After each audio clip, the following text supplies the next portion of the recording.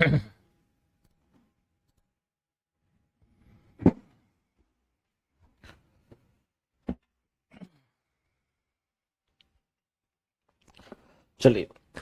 नमस्कार मेरे प्यारे साथियों, मैं आपका हरीश भैया आपके सामने हूं बहुत ही बढ़िया हमारे आज के सेशन के साथ में।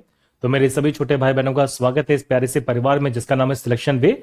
और मैं आपका हरीश भैया, देखिए साथियों, आज आपको यहाँ पे फिजिक्स में जो बहुत प्यारे कंसेप्ट है वो पढ़ाने वाला हूँ। ये हमारी एप्लीकेशन पे फिजिक्स की क्लास नंबर 3 होने वाली है। इससे पहले मैंने आपको लाइट के अंदर यहाँ पर जो 2 क्लासेस थी वो यहाँ पे दे दी है। और लाइट के अंदर साथियों मैंने जो बेसिक कंसेप्ट थे वो बहुत डिटेल से पढ़ा है। हमने लाइट के अंदर यहाँ पे प्रकाश क्या होता है वो समझ लिया है, प्रकाश के नियम को समझा। हमने यहाँ पे लाइट के अंदर साथियों जो रिफ्लेक्शन का कंसेप्ट होता है उसको समझा है।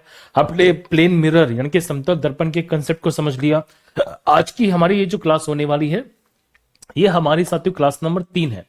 और इस क्लास नंबर 3 के अंदर मैं आपको यहाँ पे कॉन्केव मिरर, कन्वेक्स मिरर, मतलब जो दर्पण होते हैं, जो गोलीय दर्पण होते हैं, तो गोलीय दर्पण के जो कंसेप्ट है वो बहुत डिटेल से समझाने वाला हूं। और ये क्लास आपके एग्जामिनेशन के लिए बहुत बहुत इंपॉर्टेंट है। भर भर के जो क्वेश्चंस हैं, भर भर के जो कंसेप्ट है आपको इस क्लास में देखने को मिलेंगे। तो आप सबका इस क्लास में स्वागत है और शुरू करते हैं आज की हमारी प्यारी सी क्लास को। आइए, तो तैयार है सबके सब मेरे छोटे भाई बहन? बहुत प्यारी क्लास हमारी देखिए होने वाली है और भर भर के जो कंसेप्ट हैं वो आपको मैं इस क्लास में पढ़ाने वाला हूँ। चलिए शुरू करते हैं साथियों आज की प्यारी सी क्लास को। पहले जरा मुझे बता दो कि क्या मेरी आवाज प्रॉपरली आ रही है, प्रॉपरली ऑडिबल? यस, चलिए then will start the class. और हम देखिए साथियों अब अपनी क्लास की शुरुआत है जो करने वाले हैं। ठीक है, तैयार है सबके सब? बहुत बढ़िया। देखिए तो साथियों अब हम प्रकाश के आगे जो कंसेप्ट को समझेंगे ना, ये कंसेप्ट हमारा बड़ा मजेदार होने वाला है। अब हम देखिए साथियों बात करते हैं यहाँ पे अवतल दर्पण के बारे में, अवतल दर्पण के बारे में, उत्तल दर्पण, अवतल दर्पण के बारे में, यानी कि कर्व्ड मिरर के बारे में, जिनको हम इंग्लिश में क्या बोलते हैं साथियों? इनको इंग्लिश में कहा जाता है स्फेरिकल मिरर्स। अब हमारे सामने जो कॉन्सेप्ट आएगा वो आएगा यहाँ पे स्फेरिकल मिरर्स के बारे में। हमने देखिए प्लेन मिरर का जो कंसेप्ट था, समतल दर्पण का जो कंसेप्ट है उसको बहुत डिटेल से पढ़ लिया है और समतल दर्पण को हमने बहुत डिटेल से समझ भी लिया है। इसके सारे के सारे क्वेश्चंस कैसे बनते हैं वो मैंने सबको आपको बता दिए हैं। चलिए, तो today we have the topic that is spherical mirror. अब हमारे पास में जो नया कंसेप्ट है वो स्फेरिकल मिरर्स का होने वाला है। अब आपके सामने ना पहला कंसेप्ट ये बनता है कि सर इनको यहाँ पे गोलीय दर्पण क्यों बोलते हैं, क्या रीजन इनको गोलीय दर्पण बोलने का? तो इनको गोलीय दर्पण इसलिए कहा जाता है क्योंकि ये वास्तव में देखा जाए तो एक दर्पण है, एक मिरर है, लेकिन गोले का पार्ट है। आपको यहाँ पे कोई एक मिरर नजर आएगा, ये मिरर देखा जाए किसका पार्ट है साथियों? गोले का पार्ट है। नजर आया आपको गोला? बोलो जल्दी से। अगर आप इसको ध्यान से देखोगे तो इतने बड़े गोले के अंदर हमने क्या किया, बाकी सब हिस्सा हटा दिया, बाकी सारा हिस्सा हटा दिया, हमने सिर्फ और सिर्फ इतना से हिस्से को लिया है। तो अब ये कह पाएंगे साथियों कि ये हमारे पास में जो दर्पण होता है ये एक गोले का पार्ट होता है। एक हमारे पास में स्पेयर था, इस स्पेयर के अंदर से हमने छोटे से हिस्से को ले लिया और बाकी सब हिस्से को हटा दिया, तो हमारे पास दर्पण बना है जिसे बोलते हैं गोलीय दर्पण। अब गोलीय दर्पण जो होता है साथियों हमारे पास में 2 प्रकार के होते हैं। आप यहाँ पे समझ गए, आप लॉजिकली इस बात को समझ गए कि हम जब बात करते हैं तो इसे गोलीय दर्पण क्यों कहा जाता है। आप इसको ऐसे समझिए लॉजिकली, बहुत ही बड़े तरीके से। देखो आप ये समझ पाएंगे कि ये देखो हमारे पास में एक स्फीयर था, दिखाई दिया आपको? तो ये जो हमारे पास स्फीयर था, इस स्फीयर का ये छोटा सा पार्ट है हमारे पास में साथियों पाया जाने वाला। ये जो यहाँ पे ये जो देखिए साथियों स्फीयर है, इस स्फीयर का छोटा सा पार्ट है ये। और इस गोल दर्पण की बात तभी की जाती है, एक सेकंड रुक जाना सबके सब। देखो आप ये नोटिस करना, ठीक है, आप समझ गए?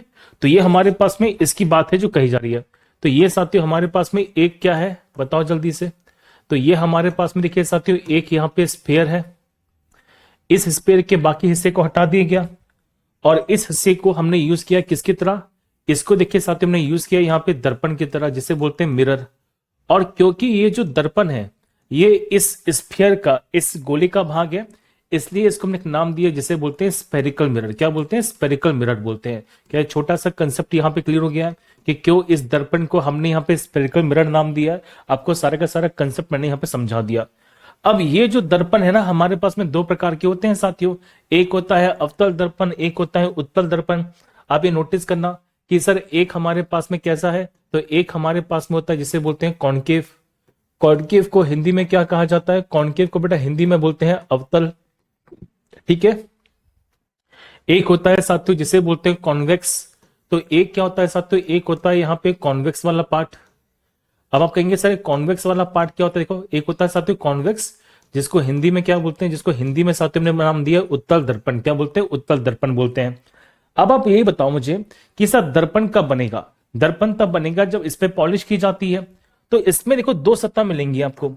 तो एक होती है साथियों अंदर वाली सतह, सुनो ध्यान से, एक होती है इसकी अंदर वाली सतह और एक होती है साथियों इसकी बाहर वाली सतह। बोलो जल्दी से। अगर आपसे क्वेश्चन पूछ लिया जाए कि एक ऐसा दर्पण बताओ जिसके बाहर वाली सतह पर क्या कर दी हमने, पॉलिश कर दी। आप देखो इसके बाहर वाली सतह पे हमने पॉलिश कर दी है, तो जो इसकी अंदर वाली सतह होगी, इसकी जो अंदर वाली सरफेस हो जाएगी, वो यहां पे एज अ मिरर काम करेगी। सही बात है भैया। मतलब आपने क्या क्या बाहर वाले हिस्से पे पॉलिश कर दी। अच्छा किसकी पॉलिश कर दी है, बेसिकली हम यूज करते हैं यहां पे सिल्वर नाइट्रेट का। ठीक है, आपने सिल्वर नाइट्रेट की पॉलिश कर दी। कंफर्म है सारी बातें, कोई दिक्कत तो नहीं है, बोलो जल्दी से। अब हम आते हैं इस वाले दर्पण के अंदर। आप ये बताओ कि इसमें भी आपको दोनों पार्ट है जो नजर आएंगे। देखो ये हमारे पास में कैसा पार्ट है, यहां पे देखिए साथ, तो ये अंदर वाला पार्ट है जिसे बोलते हैं इनर वाला पार्ट, और एक है साथियों हमारे पास में कौन सा कि आउटर वाला पार्ट जिसे बोलते हैं बाहर वाला हिस्सा। अब इसमें हमने पॉलिश कहां पे की है, अंदर वाले हिस्से में, बाहर वाले हिस्से में। इसमें साथियों हमने जो पॉलिश कर दी है वो कर दी है अंदर वाले हिस्से में। आप देखो कि हम जब बात करते हैं तो सर उत्तल दर्पण कैसे बनेगा, तो उत्तल दर्पण बनता है जब हम यहाँ पे अंदर वाली सरफेस में पॉलिश कर देंगे। किसकी पॉलिश करते हैं, सिल्वर नाइट्रेट की पॉलिश है जो कर देते हैं। तो इस तरह से हमारे पास में दो तरह के दर्पण हैं जो बनके तैयार हो जाते हैं। तो एक होता है साथियों अवतल दर्पण, एक होता है उत्तल दर्पण। ये बात यहाँ पे क्लियर हो गई है। अब आपको मैं जरा 3D के माध्यम से पहले सारी की सारी बातें बता रहा हूं, आप जरा यहाँ पे समझो बहुत ही बढ़िया तरीके से कि अवतल दर्पण उत्तल दर्पण कैसे बनता है, किस तरह से बनता है। Have a look on this. देखो तो ये हमारे पास में दो तरह के मिरर हैं, एक है साथियों हमारे पास में कॉनकेव, एक है हमारे पास में कॉन्वेक्स। अब नोटिस करना ध्यान से कि कॉनकेव मिरर जो होता है, अवतल दर्पण जो होता है, ये प्रकाश किरणों को एक जगह पे केंद्रित कर देता है। जबकि हम बात करते हैं किसके बारे में, कॉन्वेक्स मिरर के बारे में, तो कॉन्वेक्स मिरर ने क्या किया साथियों, प्रकाश किरणों को यहां पे केंद्रित नहीं किया है, प्रकाश किरणों को क्या किया, यहां पे फैला दिया है। अगर आप नोटिस करोगे, आप ये फील करोगे बहुत ही बढ़िया तरीके से। देखो मैं आपको यहाँ पे कुछ डायग्राम बता रहा हूं कि सर अगर हमारे पास में यहाँ पे ऐसे रेज आती है, अगर हमारे पास में इस प्रकार से प्रकाश किरणें आती हैं, तो ये क्या करता है साथियों, प्रकाश किरणों को फैला देता है, प्रकाश किरणों को यहाँ पे सिकोड़ देगा एक जगह पे।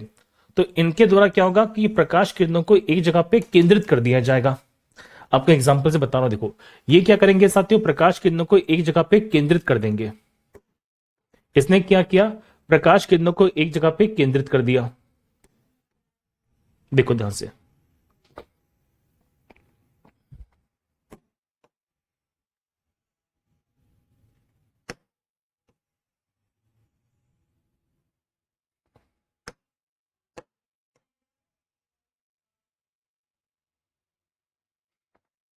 देखो ध्यान से आप नोटिस करोगे सर कि इस वाले पॉइंट पे क्या हुआ है, इस वाले पॉइंट पर ये सारी की सारी जो प्रकाश किरणें हैं इस वाले पॉइंट पर मिल जाएंगी, और जिस वाले पॉइंट पे मिलेंगे साथियों उसे बोलते हैं फोकस। दिखाई दिया आपको।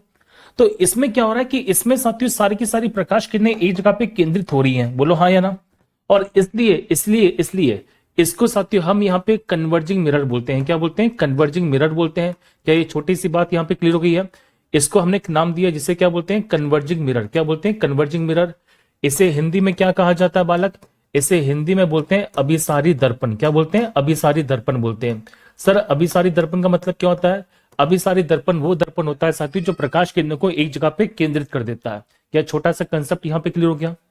वहीं पर हम जब बात करते हैं उत्तल दर्पण के बारे में, तो उत्तल दर्पण में क्या होगा, देखो ध्यान से कि यहाँ पे जो प्रकाश किरणें आ रही हैं साथियों, तो प्रकाश किरणों को ये यहाँ पे फैला देता है। ठीक है, आप नोटिस करना ध्यान से बहुत ही बड़ी तरीके से कि सर ये प्रकाश किरणों को यहाँ पे केंद्रित करेगा, ये प्रकाश किरणों को फैला देगा।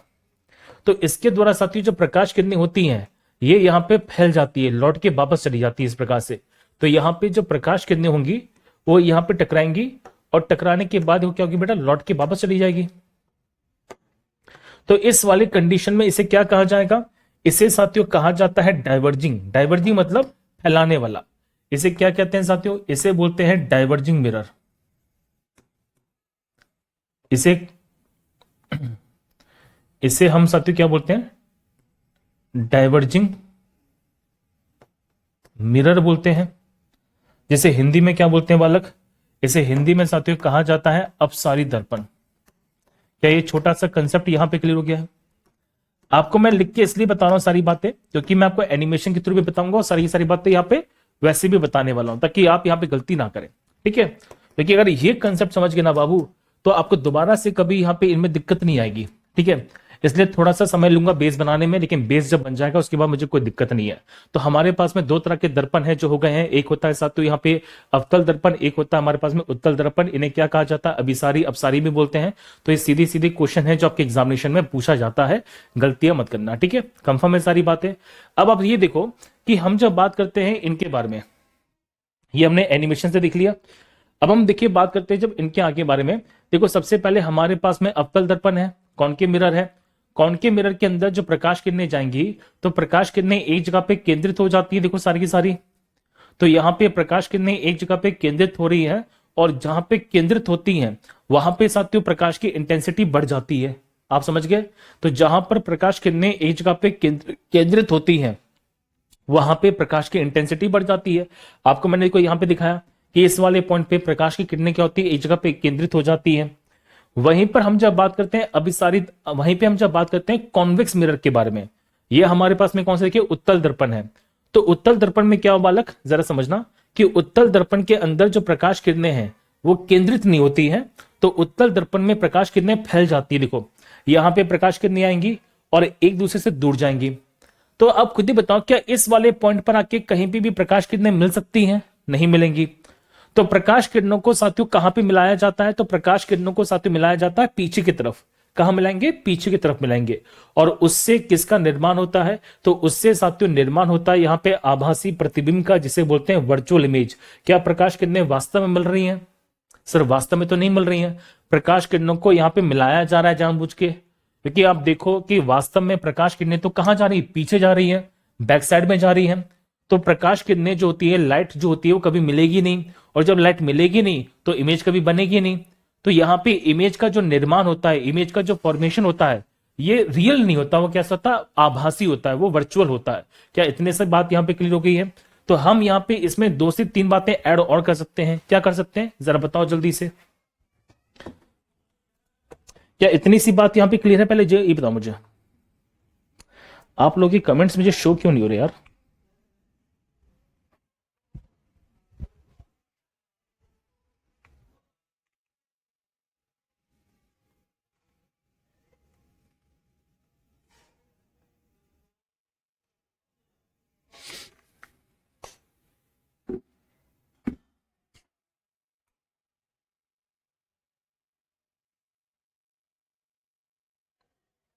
ठीक है,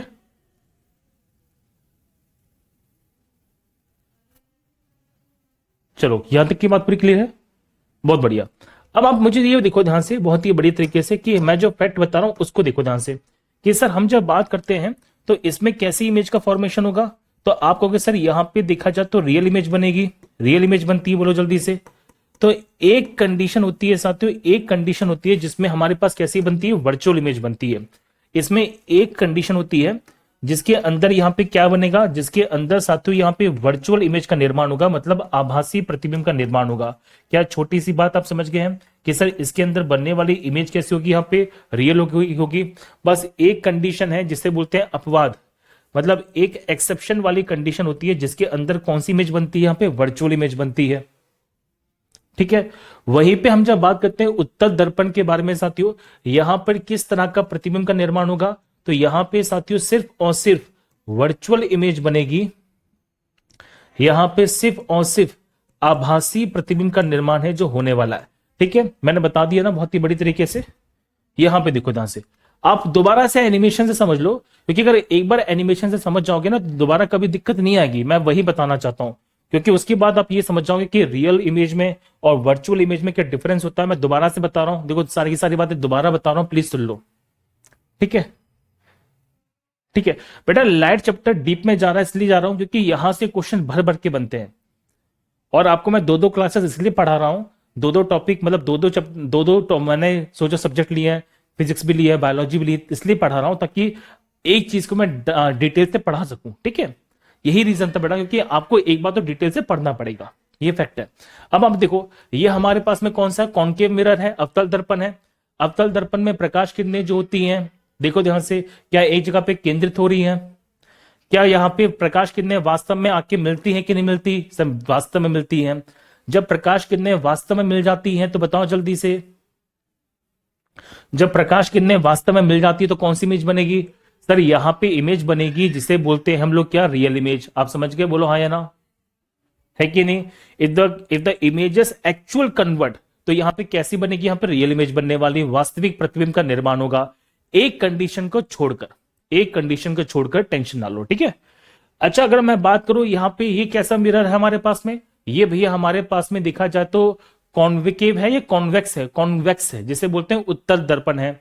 उत्तल दर्पण में क्या होता है कि प्रकाश किरणें आती हैं, लाइट रेज आती है, टकराती हैं। अब खुद ही देखो, यहां पे प्रकाश किरणें क्या होंगी? फैल जाएंगी।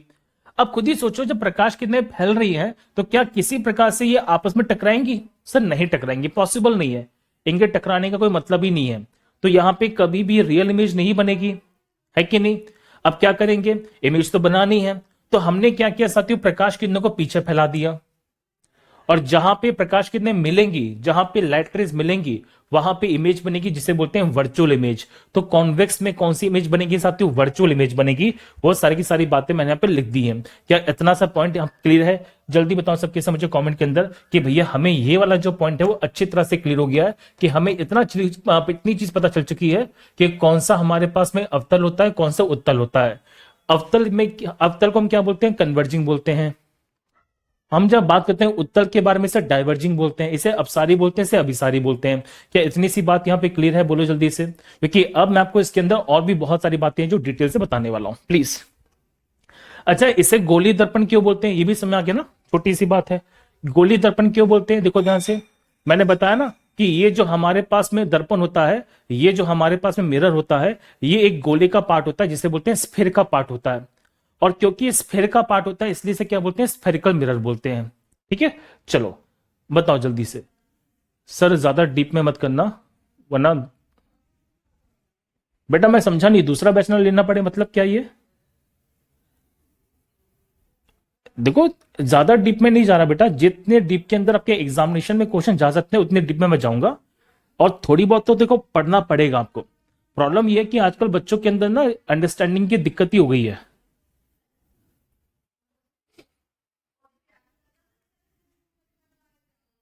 चलो बेटा, फाउंडेशन बैच है, फाउंडेशन बैच में समय तो लगेगा, 4 से 4.5 महीने का समय तो लगने वाला है, आप समझो। अब 4 से 4.5 महीने का तो बेटा मैंने बोलना है आपसे, जब दो दो सब्जेक्ट में साथ में लेके चलूंगा तब 4.5 से 4.5 महीने लग जाएंगे मैं, है ना?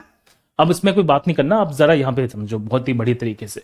चलो, तो हमने ये सारी की सारी बातें समझ ली है कि कॉनकेव क्या होता है, कॉन्वेक्स क्या होता है, कैसे अवतल उत्तल की हमने पहचान है जो यहाँ पे कर ली है। अब देखो मैं जो कॉन्सेप्ट समझाने वाला हूँ बहुत ही तड़ा वाला, कि सर इसमें हमें बाकी बाकी चीजें पढ़नी पड़ेंगी।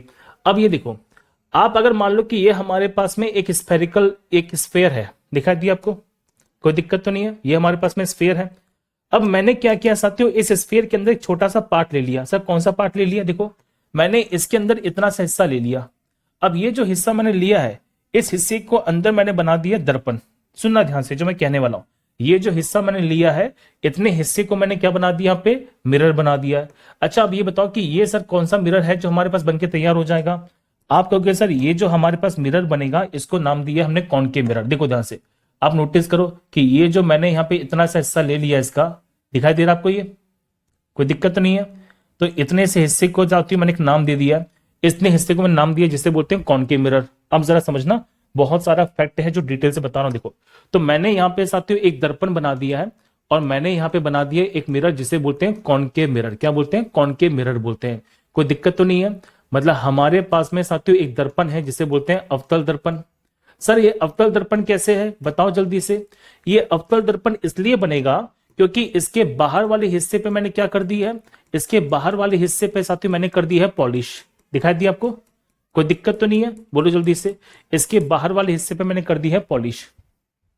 चलो, अब आपने एक बात को समझना, अब ये जो हमारे पास स्फीयर बना है, देखो ध्यान से, ये जो हमारे पास साथियों गोला बना है, इस गोले का कोई ना कोई सेंटर तो होगा। जल्दी बताओ सबके सब, ये जो गोला हमारे पास बना है, इस गोले का कोई ना कोई सेंटर तो होगा। बोलो जल्दी से, है कि नहीं है? सर बिल्कुल होगा। मान लो कि गोले का सेंटर हमें बनाना है, तो गोले का सेंटर कहां पे होगा उसकी बात हम यहां पे समझते हैं। तो हमें यहां पे साथियों बनाना है गोले का सेंटर। देखो ध्यान से, आप कहेंगे सर इस गोले का जो सेंटर है वो है किस वाले पॉइंट पर? इस वाले पॉइंट पर, ये है। तो ये हमारे पास में क्या है साथियों? पॉइंट नंबर सी है। अब ये सी किसको बताता है बताओ जल्दी से? आप कहेंगे सर ये जो सी होता है ये वास्तव में क्या है साथियों? ये जो सी है इस टोटल गोले का सेंटर है। मतलब ये जो हमारे पास स्फीयर बना है इस स्फीयर का सेंटर है। तो इस सी को साथियों हमने एक नाम दिया जिसे बोलते हैं सेंटर ऑफ कर्वेचर। क्या बोलते हैं? सेंटर ऑफ कर्वेचर बोलते हैं। क्या छोटी सी बात यहां पे क्लियर हो चुकी है? ये जो सी है हमारे पास में से क्या बोला जाता है? सेंटर ऑफ कर्वेचर बोलते हैं। जिसे हिंदी में क्या कहा जाएगा साथियों? इसे हिंदी में हम लोग सिंपल सी भाषा में बोलते हैं यहां पे वक्रता केंद्र बिंदु। क्या बोलते हैं?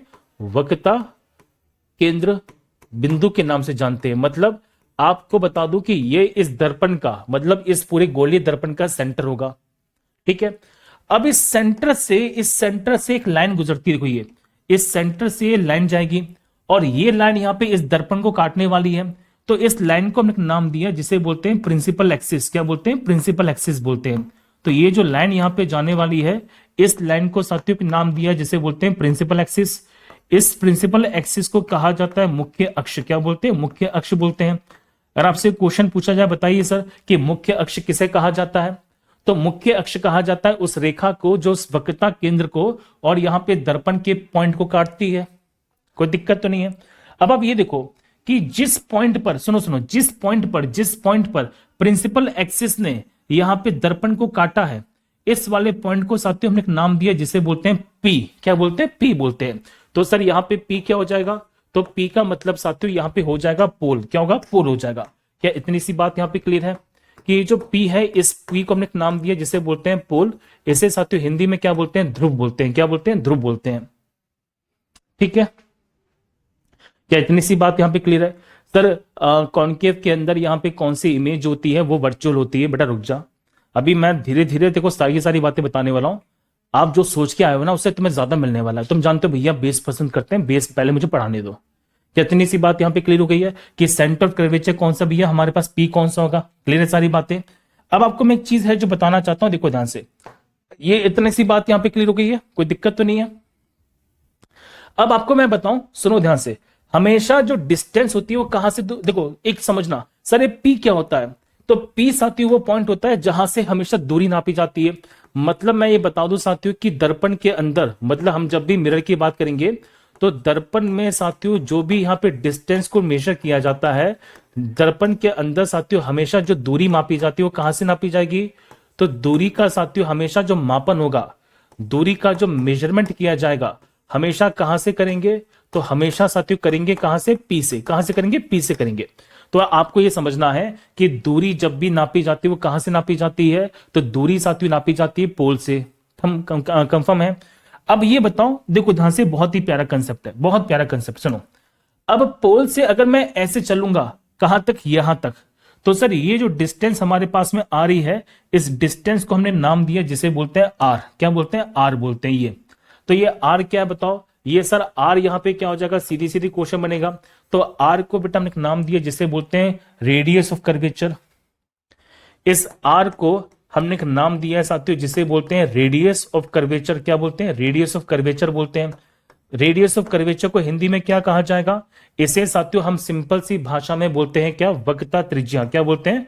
यहां पे वक्रता त्रिज्या के नाम से जानते हैं, क्योंकि ये वास्तव में क्या है बताओ? ये वास्तव में यहां पे रेडियस है। रेडियस मतलब आधी दूरी है। अच्छा ये कहां से नापी जाती है बताओ? इसको साथियों हमेशा मेजर करते हैं पोल से। ये कभी भी ऐसे नहीं होती, इसकी डायरेक्शन कहां से कहां होती है? हमेशा पोल से सेंटर ऑफ कर्वेचर की तरफ होती है।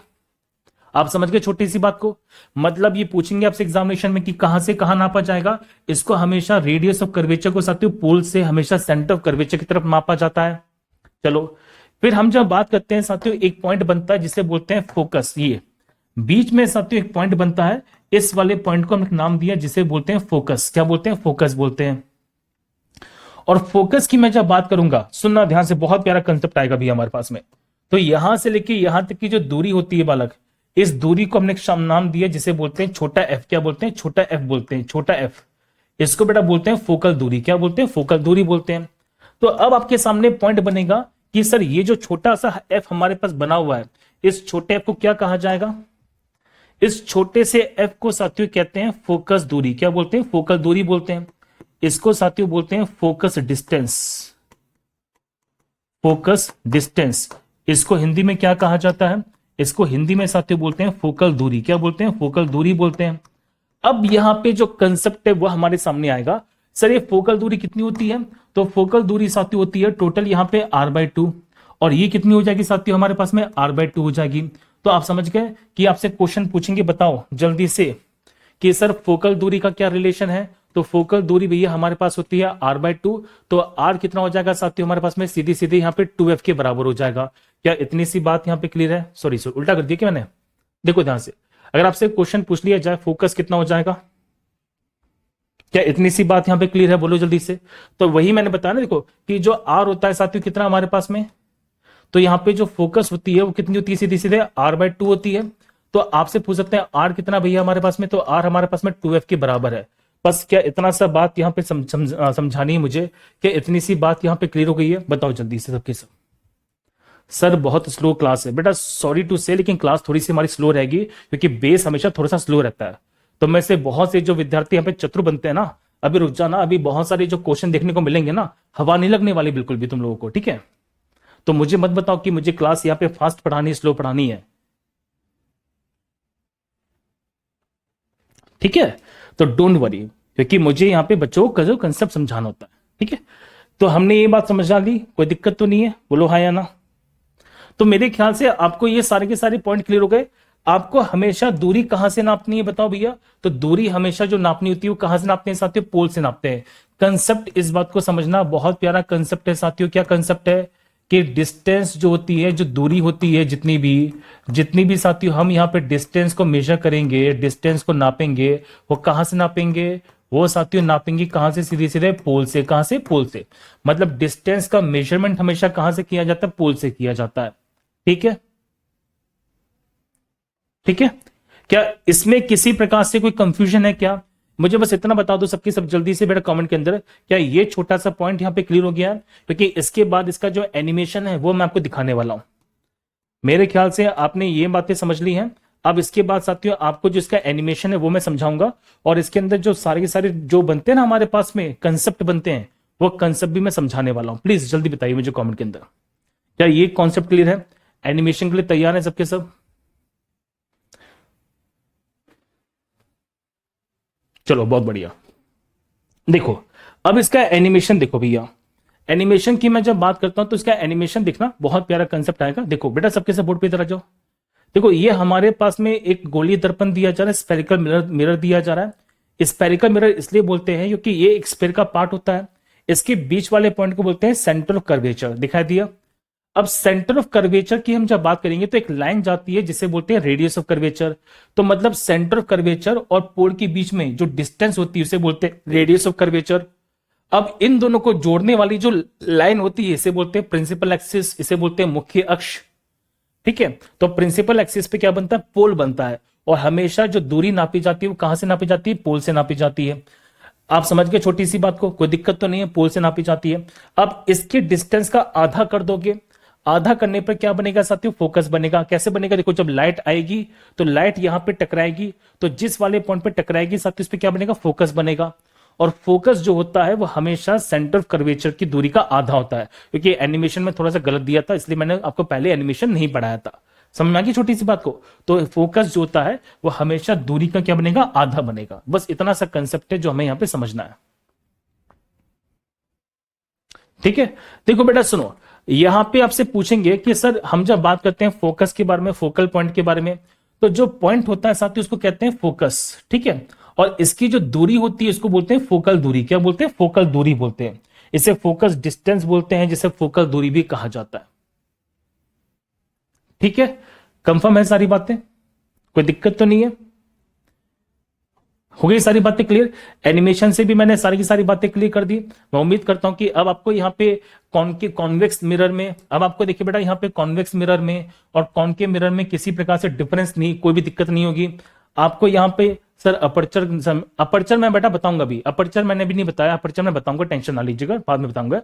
अब हम देखिए जब बात करते हैं तो रेडियस ऑफ कर्वेचर बता दिया मैंने आपको सेंटर ऑफ कर्वेचर बता दिया, आपको पोल बता दिया, आपको प्रिंसिपल एक्सिस बता दी, आपको मैंने यहाँ पे फोकस बता दिया, ये सारी बातें बता दी हैं। चलिए अब हम चलते हैं साथियों सीधे सीधे हमारे अवतल दर्पण के बारे में। अब हम शुरुआत करते हैं अवतल दर्पण के बारे में, उत्तल दर्पण के बारे में, और हम जब बात करेंगे इनसे बनने वाली इमेजेस के बारे में, इनके बनने वाली कंडीशंस के बारे में, बड़ा मजेदार टॉपिक होने वाला, खतरनाक तरीके से। अब आप जरा यहां पे समझो। तो हम जब बात करते हैं साथियों अवतल दर्पण के बारे में, जिसे बोलते हैं साथियों सीधी सीधे यहां पे क्या, कॉनकेव मिरर। तो कॉनकेव मिरर के अंदर सुनो ध्यान से, जो आउटर वाला भाग होता है, जो बाहर वाला भाग होता है, इस पे तो क्या होती है बताओ जल्दी से, इस पे तो यहाँ पे पॉलिश होती है, बाहर वाले हिस्से पे पॉलिश होती है। किसकी पॉलिश होती है?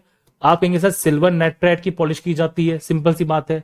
और इसका जो अंदर वाला पार्ट होता है, जो अंदर वाला पार्ट होता है, जिसको हम साथियों इनर सरफेस बोलते हैं, जिसको हम सिंपल सी भाषा में अंदर वाला भाग बोलते हैं, ये यहाँ पे किसकी तरह काम करेगा? ये यहाँ पे दर्पण की तरह काम करता है, जिसे बोलते हैं मिरर।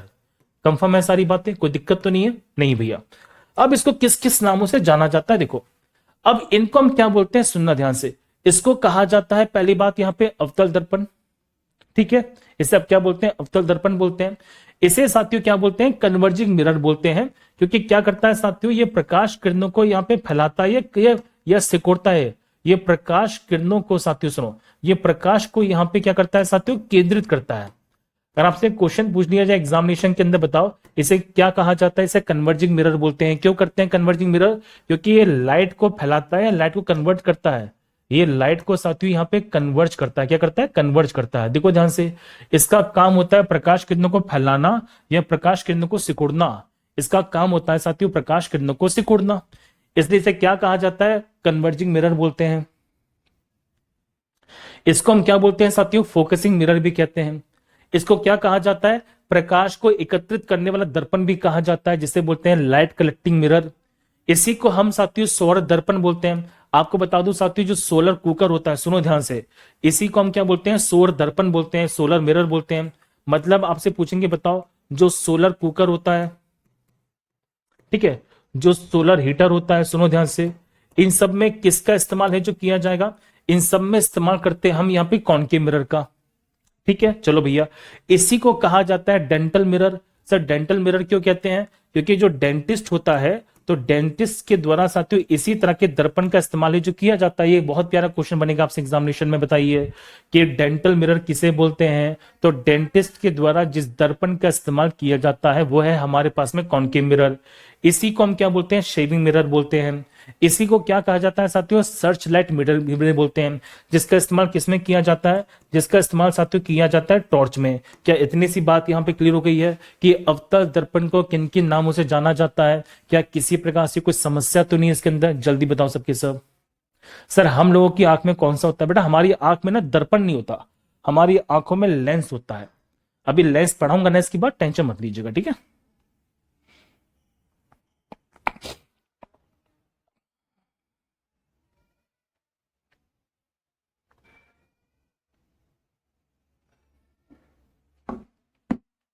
क्या यहां तक की बात क्लियर है?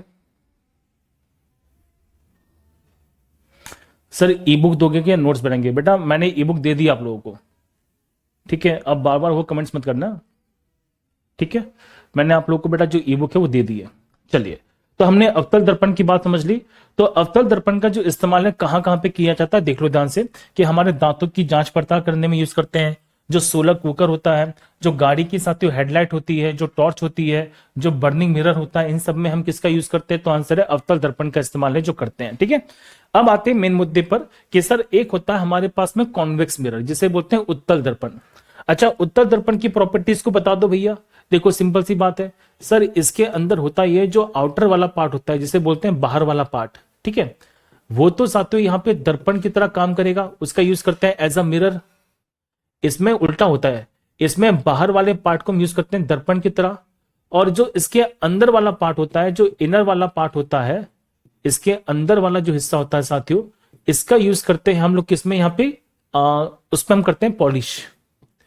इसके अंदर वाले हिस्से पे करते हैं पॉलिश। किसकी पॉलिश करते हैं नॉर्मली? तो नॉर्मली पॉलिश करते हैं साथियों सिल्वर नाइट्रेट की। ठीक है, अब इसको किन किन नामों से जाना जाता है उनको सुनो ध्यान से सबके सब। इसको बालक कहा जाता है सिंपल सी भाषा में कॉन्वेक्स मिरर, जो फेमस नाम है। ठीक है, यहां पे इसे क्या बोलते हैं साथियों, विसारित दर्पण बोलते हैं। विसारित दर्पण मतलब प्रकाश किरणों को फैलाने वाला। इसे क्या बोलते हैं साथियों, प्रकाश किरणों को फैलाने वाला दर्पण बोलते हैं। इसे अभिसारित दर्पण बोलते हैं, इसे विसारित दर्पण बोलते हैं। इसी को कहा जाता है साथियों वाइड व्यू मिरर, मतलब छोटे से दर्पण में बड़ी बड़ी चीजों को देखने वाला दर्पण। क्लियर सारी बातें। इसे बोलते हैं रियर व्यू मिरर, मतलब आपकी जो गाड़ियों में साइड ग्लास होती है तो साइड ग्लास के अंदर यहाँ पे इस दर्पण का इस्तेमाल है जो किया जाता है। इसे हम क्या बोलते हैं, सिक्योरिटी मिरर बोलते हैं। इसे साथियों क्या बोलते हैं, ट्रैफिक मिरर बोलते हैं। इसे क्या बोलते हैं, सर्विलांस मिरर बोलते हैं। इसी को हम यहाँ पे पार्किंग का मिरर कहते हैं। अच्छा, क्वेश्चन बनता है बहुत ही बढ़िया, सर इसमें हमेशा कैसी इमेज बनती है? तो इसके अंदर साथियों हमेशा वर्चुअल इमेज बनती है। वर्चुअल मतलब इसमें हमेशा आभासी प्रतिबिंब का निर्माण होता है। ये बहुत प्यारा कंसेप्ट बता रहा हूं, सुनो। इसमें हमेशा कैसी इमेज बनेगी साथियों, तो इसमें हमेशा आभासी इमेज बनती है। अच्छा ये बताओ इसमें इमेज कैसी बनती है? इसमें साथियों इमेज बनती है इरेक्ट। इरेक्ट मतलब कैसी बनती है? इसमें साथियों इमेज बनती है सीधी। कैसी बनती है? सीधी बनती है। तो ये बहुत प्यारा कंसेप्ट है जो बन जाता है कि सर उत्तल दर्पण में किस तरह की प्रतिबिंब का निर्माण होता है। इसमें साथियों सीधी इमेज बनती है और साथ ही साथ हम जब बात करते हैं तो आभासी प्रतिबिंब का निर्माण है होता है। अब जरा ये देखो, आप लोगों ने नोटिस किया होगा कि अक्सर इस तरह के दर्पण लगे रहते हैं हमारे मॉल में, जहां पे किनारे होते हैं वहां पे इस तरह का दर्पण लगा रहता है। वहां पे छोटे से दर्पण के अंदर, छोटे से मिरर के अंदर आपको मॉल का सारा हिस्सा नजर आता है। बोलो हाँ या ना? सही बात है भैया, बिल्कुल सही बात है। एक होता है साथियों जिसे बोलते हैं ट्रैफिक मिरर। छोटे से दर्पण में यहाँ पे जब जब रोड कहीं घूम रही होती है, जहां पे ट्रैफिक लाइट नहीं होती है, जहां पे घुमाव ज्यादा होता है, वहां पे साथियों इस तरह के दर्पण का इस्तेमाल है जो किया जाता है। एक होता है दो मिरर। तो जहां पे भी हम जाएंगे इस तरह के दर्पण की बात हम यहां पे समझेंगे। अच्छा, सबसे मेन बात देखो, आपने कभी एटीएम से पैसा निकाला है? एटीएम से पैसा निकालते समय आप नोटिस करना कि आपकी एटीएम मशीन के अंदर यहां पे छोटा सा दर्पण लगा रहता है। ठीक है, बोलो हाँ या ना? प्लीज सारी बातें। सर टॉर्च में तो प्रकाश फैल जाता है। अरे बेटा सुनो, टॉर्च में प्रकाश फैलता नहीं। टॉर्च में प्रकाश एक जगह पे केंद्रित होता है। अगर मान लो कि मैं टॉर्च का यहाँ पे ऊपर का खोल हटा दूं, सुनना ध्यान से, अगर मैं टॉर्च के ऊपर का जो कवर हटा दूं तो प्रकाश तो फैल जाएगा। अब मान लो कि मुझे यहाँ पे इस दिशा में देखना है तो मैं टॉर्च को इस दिशा में लगाता हूं। आप समझ गए छोटी सी बात को? तो टॉर्च के अंदर हम यहाँ पे जो यूज करते हैं वो कौन की मिरर होता है, क्योंकि टॉर्च के अंदर प्रकाश किरणें एक जगह पे केंद्रित होती हैं। आपको फैलती नजर आती है लेकिन फैलती नहीं, वो एक जगह पे केंद्रित हो जाती है। चलो, तो ये सारे के सारे एग्जाम्पल है किसके? हमारे ये एग्जाम्पल है साथियों कॉन्वेक्स मिरर के। ठीक है, कोई दिक्कत तो नहीं है? चलिए, अब मैं आपको साथियों जो पॉइंट बताऊंगा ये बताऊंगा सबसे इंपॉर्टेंट कंसेप्ट को। अब हमारे पास में जो कंसेप्ट आ रहा है ये आ रहा है मोस्ट इंपॉर्टेंट कंसेप्ट, जिसे बोलते हैं इमेज फॉर्मेशन, जिसे बोलते हैं साथियों प्रतिबिंब का निर्माण। क्या बोलते हैं? इमेज फॉर्मेशन बोलते हैं, प्रतिबिंब का निर्माण कहते हैं। और अब आपको यहाँ पे रियल इमेज में, वर्चुअल इमेज में जो डिफरेंस है सारा का सारा क्लियर हो जाएगा। अब आप यहाँ पे हमारे पास में वास्तविक प्रतिबिंब, आभासी प्रतिबिंब, इन सबकी कंडीशंस को अच्छी तरह से समझने वाले हैं। अब मैं एनिमेशन के थ्रू साथियों आपको सारा का सारा जो कंसेप्ट है वो यहाँ पे समझाऊंगा। और यकीन मानेगा कि आपसे कोई भी चीज अब छूटने वाली नहीं है। गजब का कंसेप्ट है जो आपको देखने को मिलेगा। ठीक है, तैयार है सबके सब? जल्दी बताओ सबके समझे कमेंट के अंदर। क्या मेरे सभी छोटे भाई बहन तैयार हैं अब बहुत बढ़िया तरीके से एनिमेशन से सारा का सारा कंसेप्ट पढ़ने के लिए? अच्छा, इतनी बात क्लियर हो चुकी है कि सेंटर ऑफ कर्वेचर क्या होता है, फोकस क्या होता है, पोल क्या होता है, पता है ना सारी बातें? सेंटर ऑफ कर्वेचर मतलब सी। ठीक है, हमारे पास में पी क्या है साथियों? पोल हो जाएगा। और हम जब बात करते हैं तो हमारे पास फोकस होता है। क्या इतनी सी बात यहां पे क्लियर है?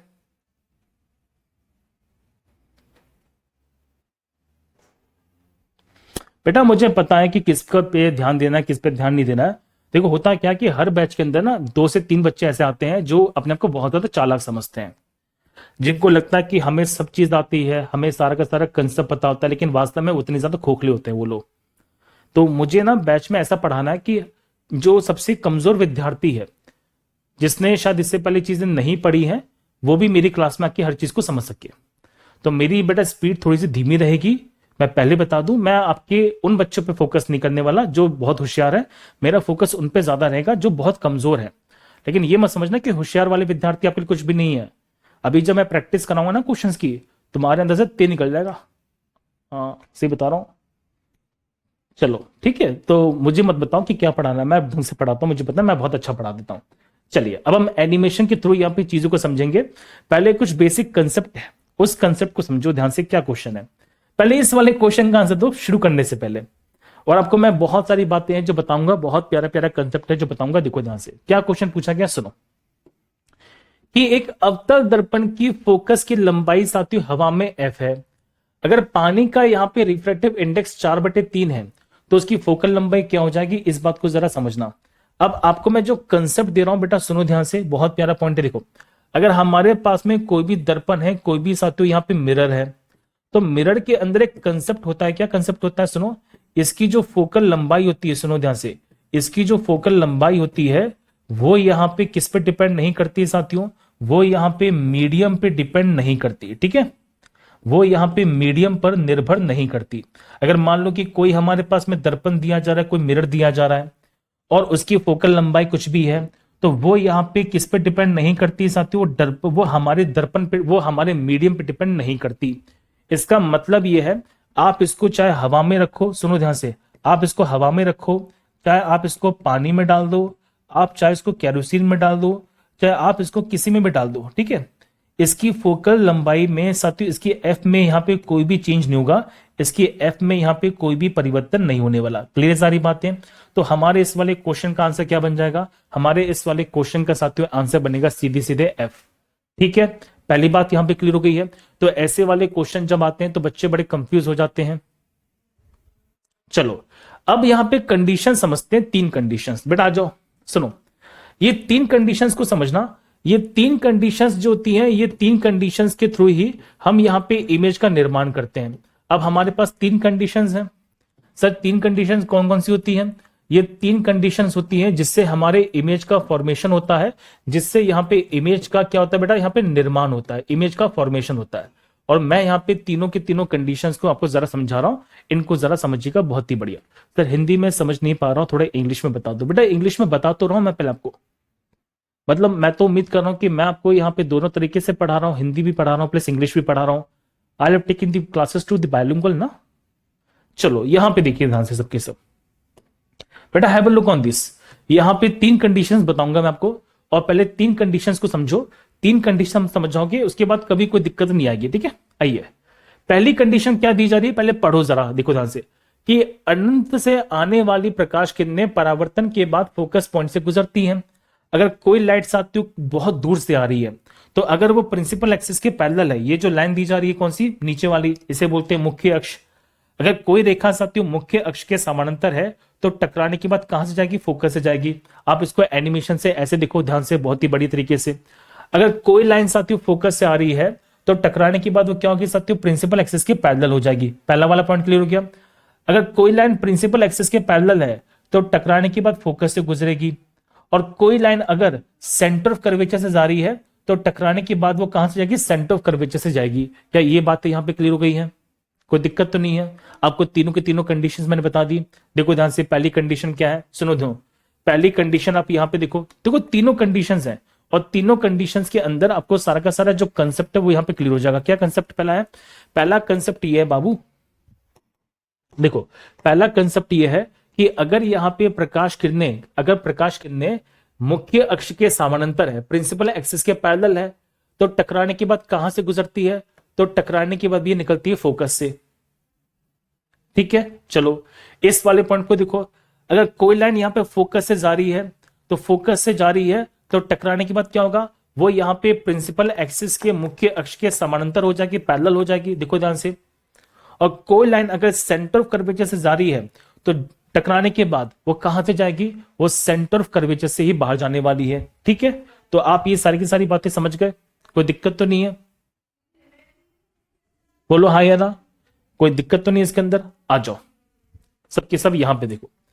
तो अब हम बात करते हैं यहां पे एनिमेशंस के बारे में, और इनके एनिमेशंस को जरा समझिएगा बहुत ही बढ़िया तरीके से।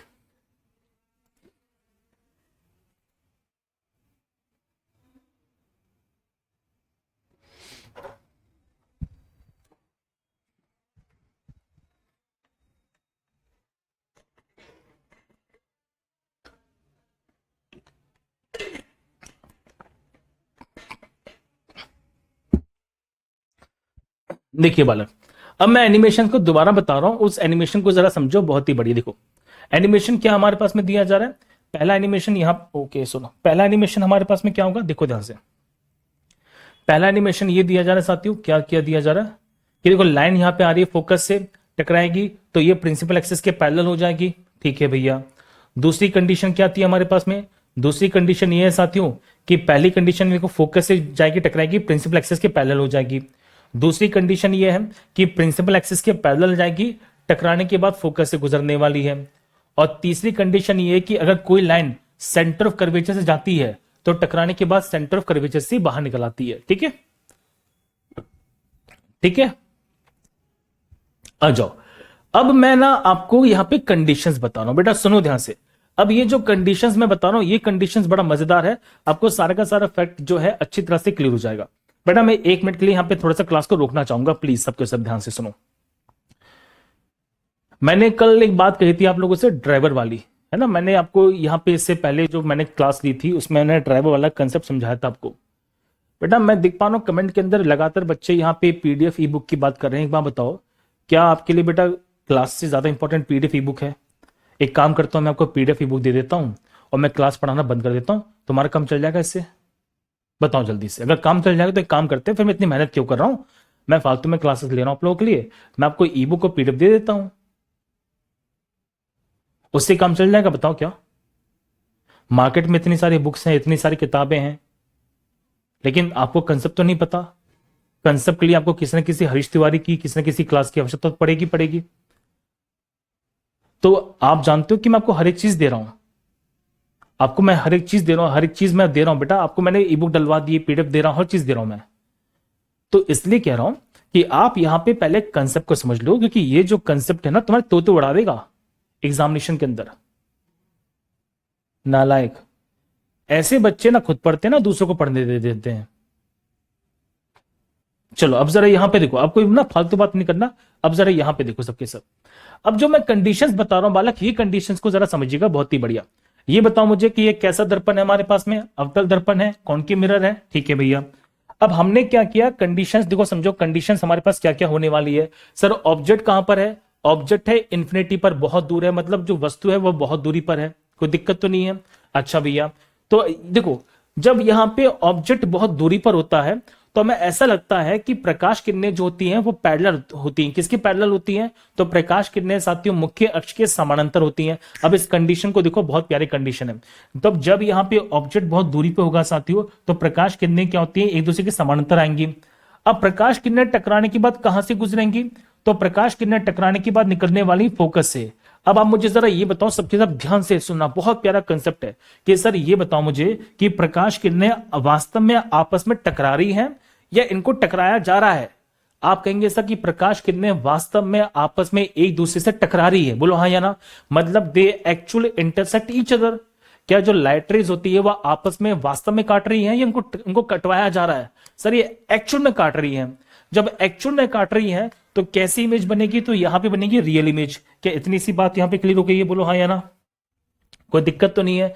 मतलब ये है साथियों, पहली वाली कंडीशन की हम जब बात करेंगे तो जब ऑब्जेक्ट यहाँ पे इंफिनिटी पर होता है, मान लो जैसे सन है, अगर मैं सूर्य की किरणों की बात करता हूं, सनरेज की बात करता हूं, तो सूर्य की किरणें बहुत दूरी से आती हैं। तो जब सूर्य की किरणें साथियों यहाँ पे किस पे जाती है, अवतल दर्पण पे जाती हैं, तो इमेज कहां बनती है, इमेज बनती है साथियों फोकस पे। कहां बनती है, फोकस पे बनती है। अब खुद ही सोचो, जब सूर्य की किरणें फोकस पे जम जाएंगी, फोकस पे आके गिरेंगी, तो उस वाले पॉइंट का तापमान बढ़ेगा, बोलो हाँ या ना, सिंपल सी बात है। तो इस वाली कंडीशन में जो इमेज बनती है वो कहां बनती है, फोकस पे बनती है। अच्छा इमेज कैसी बनेगी, इमेज बनती है वास्तविक, और कैसी बनती है, उल्टी बनती है। ये मैं बताऊंगा, सुनो ध्यान से।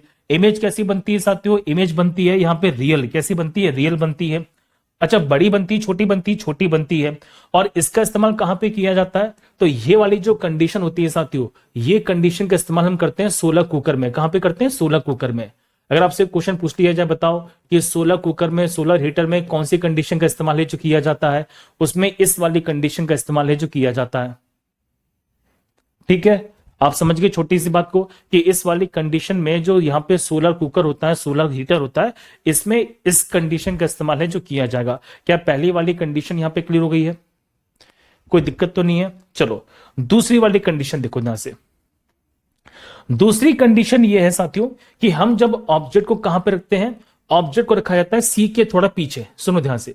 तो इसमें रखा जाता है कहां पे, सी के पीछे तरफ। देखो तो हमने कहां पे रखा है साथियों, सी के पीछे रखा है, मतलब बियॉन्ड सी है। मतलब इस वाली कंडीशन के अंदर हम जब बात करते हैं तो वस्तु यहां पे बहुत दूरी पर नहीं है, सेंटर ऑफ कर्वेचर के थोड़ा सा पीछे है।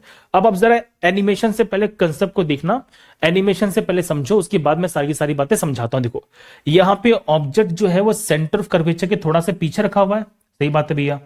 अब इमेज कैसे बनेगी, तो ये हमारे पास में ऑब्जेक्ट है, दिखाई दिया आपको, ये हमारे पास में ऑब्जेक्ट है। अब इस ऑब्जेक्ट की मैं जब बात करूंगा,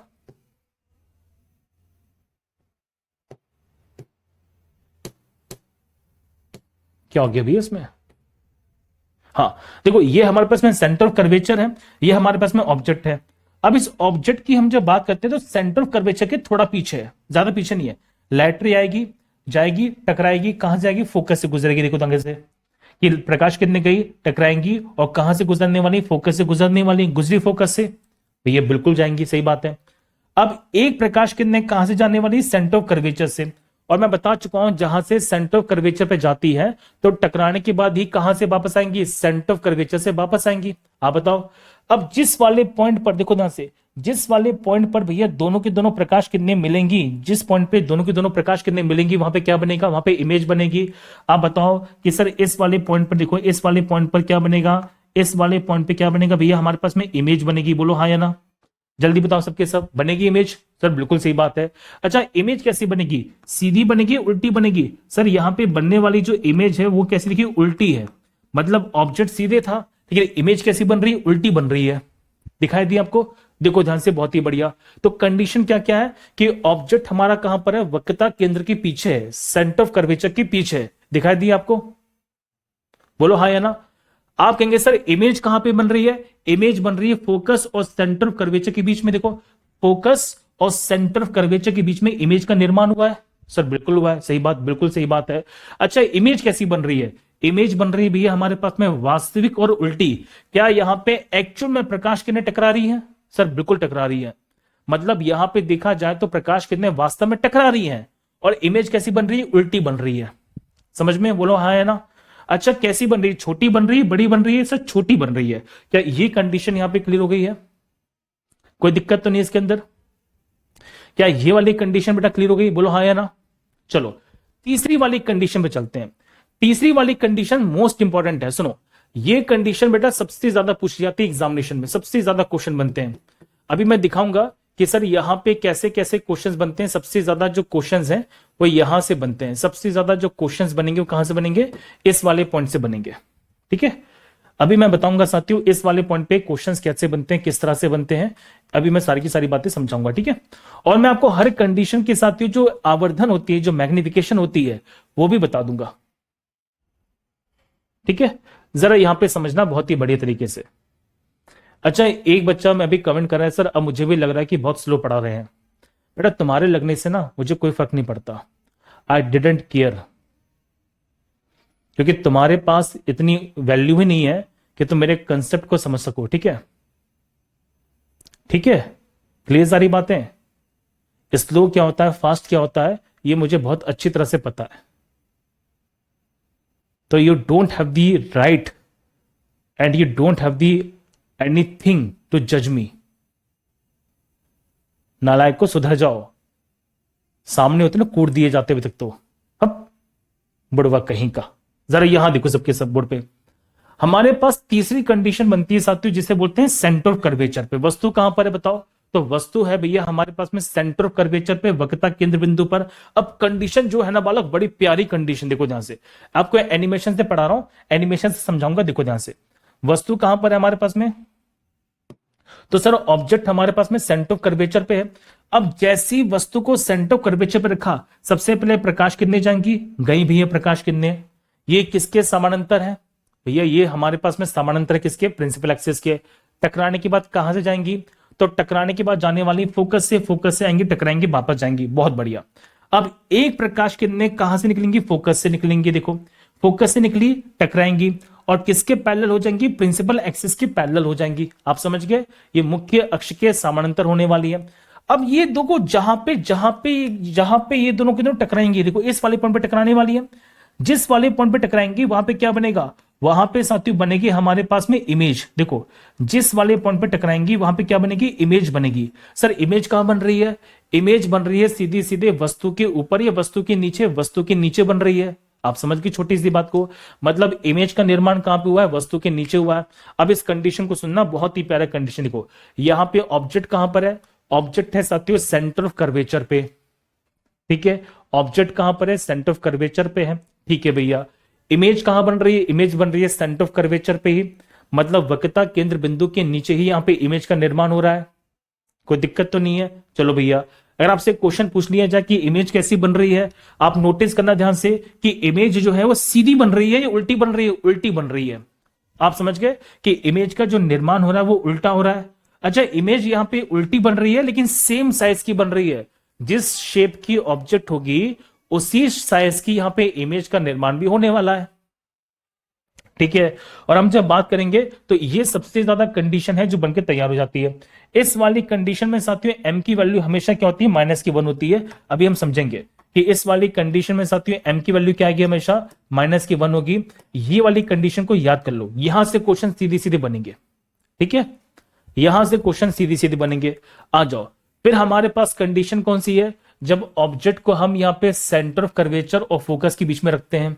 देखो जब ऑब्जेक्ट को सेंटर कर्वेचर फोकस के बीच में रखा जाता है तो कैसी इमेज बनती है, सुन लो ध्यान से, बस 1 मिनट लगेगा, कोई दिक्कत वाली बात नहीं है। देखो कहां गए हम लोग, देखो जब ऑब्जेक्ट को सेंटर ऑफ कर्वेचर और फोकस के बीच में रखा जाता है, जब सेंटर ऑफ कर्वेचर फोकस के बीच में, तो सबसे पहले देखो प्रकाश कितने जाएंगी, किसके समानांतर होंगी, मुख्य अक्ष के समानांतर होने वाली है। तो लाइन जाएगी और कहां से गुजरेगी, फोकस से गुजरेगी। टकराने के बाद ये लाइन कहां से जाने वाली है, फोकस से गुजरेगी। बोलो जल्दी से हाँ या ना। देखो लाइन गई और टकराने के बाद फोकस से गुजरने वाली है, बिल्कुल सही बात है भैया। अब इसके अंदर फिर क्या होगा, सुनो, फिर एक लाइन होगी जो फोकस से गुजरेगी। देखो जल्दी निकालो भैया, जल्दी से निकालो एनिमेशन। चलो तो ये देखो लाइन गई हमारे सेंटर ऑफ कर्वेचर से, इस प्रकार से गई। अब आप ये बताओ मुझे कि जब लाइन यहां पे सेंटर ऑफ कर्वेचर से जाती है तो टकराने के बाद सेंटर ऑफ कर्वेचर से वापस आती है, तो ये जो लाइन है जब वापस आएगी तो इस वाले पॉइंट पे टकराएगी। अब जिस वाले पॉइंट पे टकराया जाएगा क्या वहां पे इमेज बनेगी, सर बिल्कुल बनेगी। देखो इमेज, तो इमेज का जो निर्माण है इस वाले पॉइंट पे हुआ है। आप कहेंगे सर यहां पे क्या बनेगी, देखो इमेज बनेगी। बोलो जल्दी से।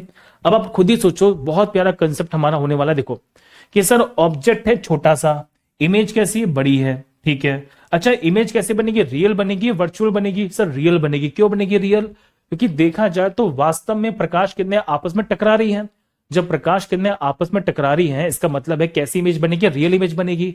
वही हमारे पास में दिया जा रहा है कि जब वस्तु को हम सेंटर कर्वेचर फोकस के बीच में रखते हैं तो यहां पे इमेज का निर्माण साथियों सी के पीछे होता है। सेंटर कर्वेचर के कहां पे होता है, आगे होता है, पीछे होता है, पीछे होता है, ठीक है।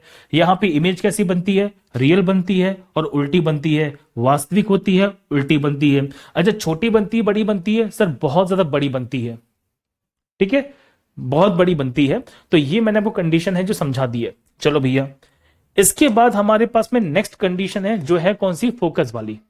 अगर ऑब्जेक्ट को कहां पे रखे, फोकस पे रखते हैं, सुनना ध्यान से, यहां से क्वेश्चन कभी नहीं बनते, इस वाले से क्वेश्चन कभी नहीं बनेंगे। इसके बाद वाली जो कंडीशन है साथियों ये सबसे ज्यादा इंपॉर्टेंट है। देखो अगर हम ऑब्जेक्ट को कहां पे रखते हैं, फोकस पे रखते हैं, तो फोकस पे रखने पर इमेज कहां बनती है, इन्फिनिटी पे बनती है।